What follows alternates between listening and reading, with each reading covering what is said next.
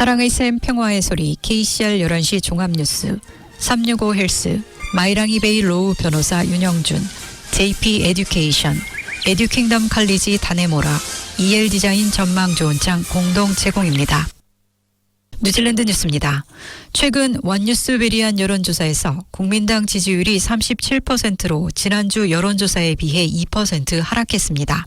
크리스토퍼 럭슨 국민당 대표는 지난달 발표된 국민당의 외국인 부동산 구매자 세금 계획 모델링에 대해 끊임없는 문제 제기의 질문을 받아왔습니다. 그는 고급 부동산을 구입하는 해외 구매자에게 15%의 세율을 부과하여 부분적으로 세금 감면 비용을 충당할 계획입니다. 많은 경제학자들은 그 수치가 앞뒤가 맞지 않는다고 설명했습니다. 그러나 크리스토퍼 럭슨은 끊임없는 문제 제기의 질문이 실제로 뉴질랜드인들은 세금 감면을 원한다며 여론조사에서 국민당에 타격을 입히지 못했다고 설명했습니다. 그는 여론조사에서 소폭의 하락은 걱정하지 않는다고 언급했습니다. 노동당 지지율도 1% 떨어진 27%로 하락했으며 크리스 힙키스 대표는 올해 38%로 시작했음에도 불구하고 당의 인기가 떨어지지 않았다고 주장했습니다. 액트당의 데이비드 시모어 대표는 과거에 윈스턴 피터스의 뉴질랜드 퍼스트 당과 함께 일하는 것을 배제했습니다. 그러나 시모어 대표는 뉴질랜드 퍼스트가 정부 구성 협상에 참여할 가능성에 대해 걱정하지 않는다고 말했습니다. 2017년 선거에서 1명의 국회의원으로 시작해 2020년 10명의 국회의원으로 올라간 시모어 대표는 이번 여론조사에서 국회의원 15명을 확보할 수 있다는 사실에 고무됐습니다. 여론조사에 따르면 녹색당 또한 기록적인 15석을 확보했습니다. 공동대표인 제임스 쇼는 이번 선거에서 녹색당이 그렇게 많은 수를 기록한 것은 역사적인 일이 될 것이며 이번 여론조사는 녹색당이 목표를 향해 나아가고 있음을 시사한다고 강조했습니다. 원뉴스 베리안 여론조사에서 중도 우파 정당인 국민당과 액트당 연합이 최소 61석에 도달하는 정부를 구성할 수 있을 것으로 나타났습니다. 액트당은 여론조사에서 2% 증가하여 12%로 지지도가 올랐고 국민당은 37%를 노동당은 27%로 한 단계 떨어졌습니다. 뉴질랜드 퍼스트당은 의석 확보에 필요한 5% 기준점을 유지했습니다. 의석수로 환산하면 국민당은 46석을, 노동당은 34석을, 액트당이 15석, 녹색당이 15석, 뉴질랜드 퍼스트당이 6석, 테파티 마오르당이 4석을 확보하게 됩니다. 이번 여론조사에서 응답자 중 12%는 아직 결정을 내리지 못했으며 차기 정부 구성에 있어 이들의 투표권이 중요한 역할을 할 것으로 보입니다. 크리스토퍼 럭슨과 크리스 힙키스 총리는 선호도에서 여전히 선두를 달리고 있습니다.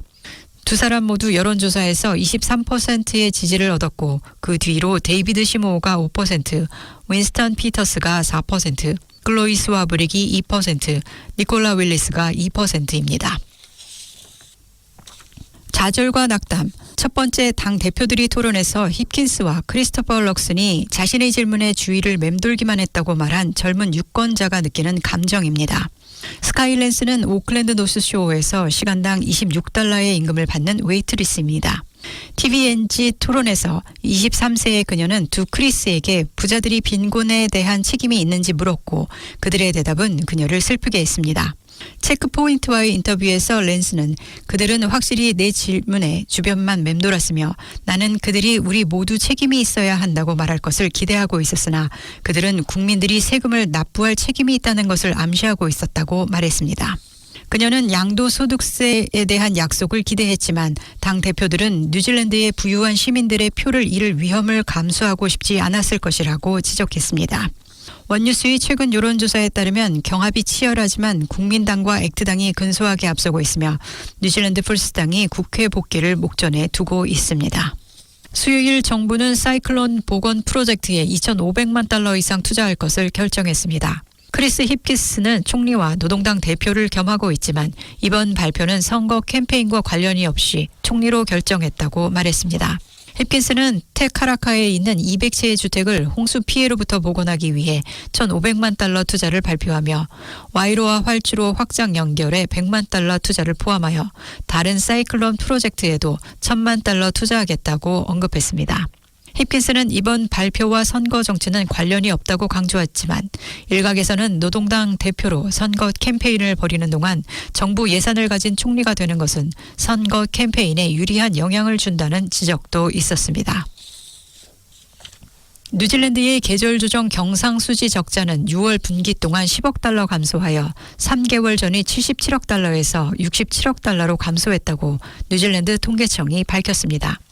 경상수지 적자는 뉴질랜드가 해외에서 벌어들이는 것보다 더 많은 돈을 지출하고 있음을 반영합니다. 팬데믹 이전 10년 동안 적자는 국내 총생산의 1에서 4% 범위였지만 2022년 말에는 8% 이상으로 확대됐습니다. 재무부는 이것이 전염병, 농업 생산 부진, 글로벌 금리 상승으로 인한 혼란 때문이라고 설명했습니다. 그러나 지난 2분기 동안 적자가 줄어들고 연간 경상수지 적자는 2023년 6월 GDP의 7.5%인 298억 달러로 지난해 말 8.8%, 즉 338억 달러에 비해 크게 줄었습니다. 이는 적자가 GDP의 8% 아래로 이를 것으로 예상했던 많은 경제학자들의 예측보다 약간 나은 것입니다. 명목상으로 뉴질랜드 수입은 84억 달러 증가한 858억 달러로 2023년 6월까지 연간 무역 적자가 12억 달러 증가했습니다. 뉴질랜드 통계청 관리자 폴 파스코는 디젤 휘발유, 제트 연료를 포함한 연료는 가격과 양의 증가로 인해 상품 수입 증가의 주요 원인이었다고 발표했습니다. 우량 수출은 특히 분유, 버터, 치즈를 포함한 유제품 수출에 힘입어 55억 달러 증가한 733억 달러를 기록했습니다.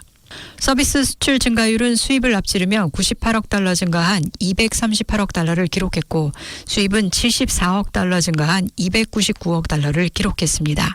뉴질랜드를 방문하는 해외 방문객의 지출은 67억 달러 증가하여 103억 달러가 됐으며 뉴질랜드인의 해외 지출 금액은 35억 달러 증가한 57억 달러에 그쳤습니다.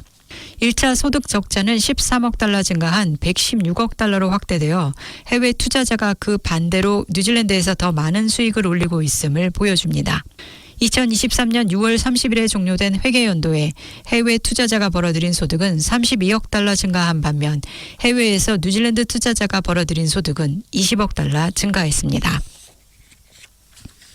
정부는 고용주 근로자 관련 비자 제도 중 하나를 통해 얼마나 많은 이민자들이 사기를 당했는지 모른다는 것을 인정했습니다. 수백 명의 이주민들이 집에 빽빽히 들어차고 수만 달러를 내고 뉴질랜드로 와서 열악한 생활을 하고 있으며 약속된 일자리도 얻을 수 없었습니다.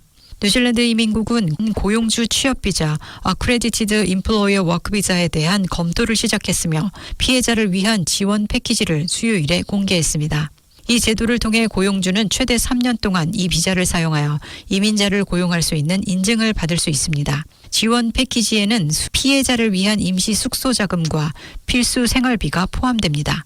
착취당한 이주 근로자는 무료 구직 지원 서비스와 함께 일자리를 찾을 수 있는 이민 착취 보호 비자를 추가로 신청할 수 있습니다. 앤드류 리틀 이민부 장관은 비즈니스 혁신 고용부 크라이스트처치 사무소에서 발표한 성명에서 약 210명의 착취당한 이민자들이 이민 착취 보호 비자에 배정됐다고 말했습니다. 공인 고용주 취업 비자 제도를 통해 얼마나 많은 이민자들이 착취당했는지 묻는 기자들의 질문에 리틀은 확실한 숫자를 알 수 없다고 말했습니다. 사우디 석유 감산으로 올여름 뉴질랜드 연료 가격이 사상 최고치를 기록할 수 있다는 소식입니다. 사우디아라비아와 러시아가 하루 130만 배럴의 생산량을 줄여 브렌트유 가격이 급등함에 따라 휘발유 가격은 연말까지 크게 오를 수 있습니다.